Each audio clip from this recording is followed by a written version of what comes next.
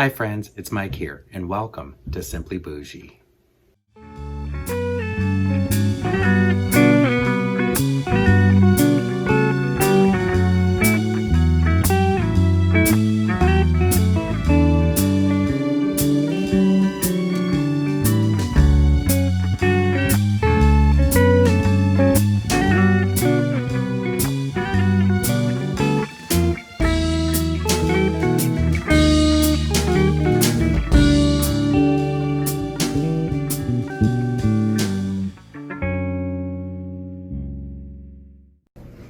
So on today's episode, we're going to be making truffles. Now, I don't know about you, but I love going to an expensive chocolatier and buying a fancy box of candies. However, if you buy a 1 pound box, sometimes you're spending $20, $30, $35, even more depending on the brand. So on today's show, I'm going to show you how to make a homemade version that's pretty simple and a fraction of the price. I ended up getting about 2 pounds worth of chocolate out of this today and spent about $10 in ingredients, so that's definitely not a bad deal. But before we get started, I am so super excited to let you know that my first couple of episodes have been sponsored by my good friend Dani, who is the owner of the Etsy shop Crystaline Moss Dragon. Now, she is going to offer all of my subscribers a 15% discount when you use the code Bougie at checkout. And I did put a link in the description below, so that way you could go right to her page to get all of your good stuff. So anyway, with that in mind, let's get to cooking.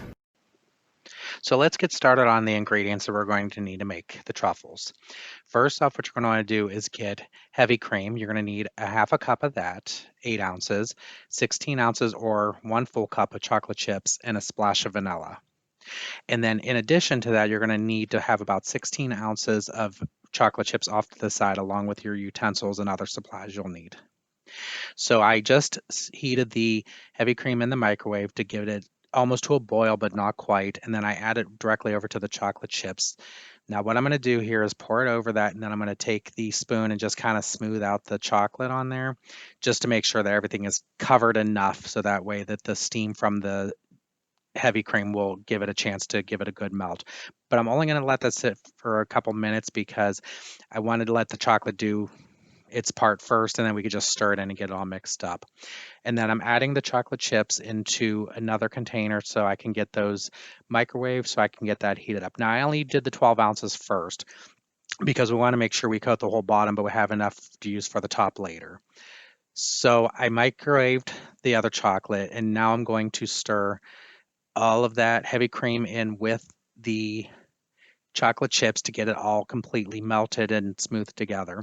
And then once we're done with that, we will add a splash of vanilla. Now I'm going over this a little quick because obviously I don't think you need to sit there and watch me stir for 12 hours and take a spoon and do all the chocolate into each individual portion of the mold. So obviously this is going to be all sped up through the process. But you want to get this nice and smooth and incorporate it. Make sure all the actual chocolate itself is melted in, which as you can see, we're getting to that point right there. And then I add that little splash of vanilla just to give it that extra rich flavor into it. Now at this point, if you want, you could also add nuts, candies, whatever other ingredients you might think that would be worth your time in a truffle. You could even add a flavor shot of an alcohol or liqueur. I prefer mine plain. That's just what I like, but to each his own. So then obviously I take that melted chocolate and I pour it into all the vessels there, which you're going to watch me doing for, again, about 10 minutes, not literally, but still. But speeding it up just for your sake. Now, when I did the tempering of the chocolate, I did it in the microwave because that is the fast, easy approach. Most people say do it in 30-second blasts, which I don't disagree with.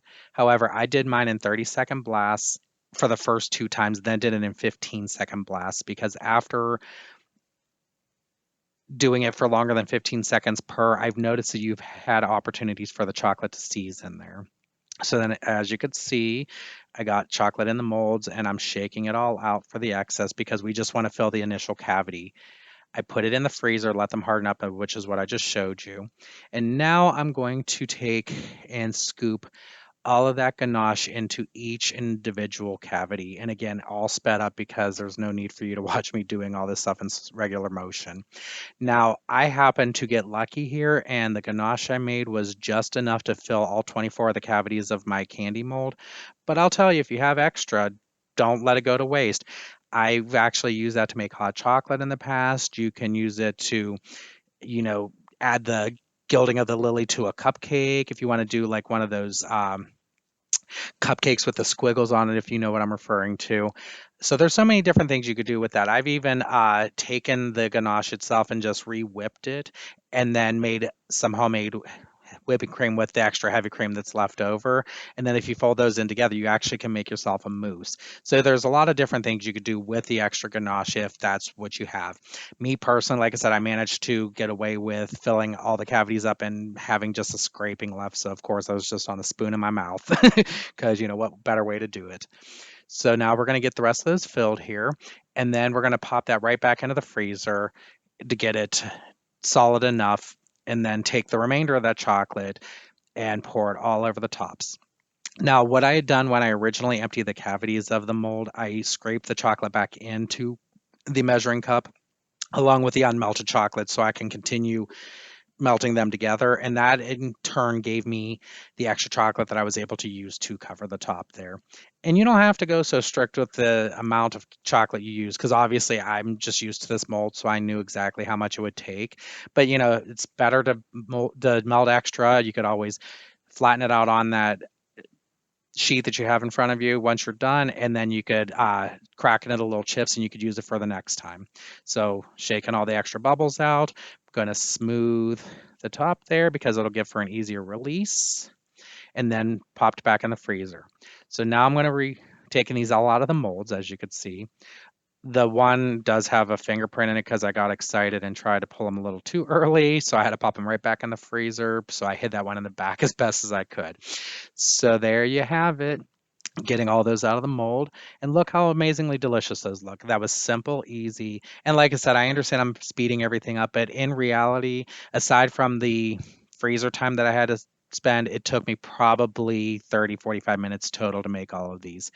And they are just delicious. All right, guys, so there you have it. I mean, who could go wrong with this? So obviously simple, easy, cost effective, a good way for you to have a special moment for yourself, to give yourself that extra treat. And I mean, it really didn't take that long. It took me maybe 30-45 minutes at most total to do. And I actually cut one in half just to show you. Look at that decadent, amazing center in there. And the snap that you get from the chocolate, because doing that simple microwaving does give you that. Oh, were you able to hear that? Either way, it's delicious, it's simple, and it's bougie. So I hope you guys have a good day. Don't forget to subscribe to my channel and also hit the notification button so you can see more videos when they come out. Bye for now.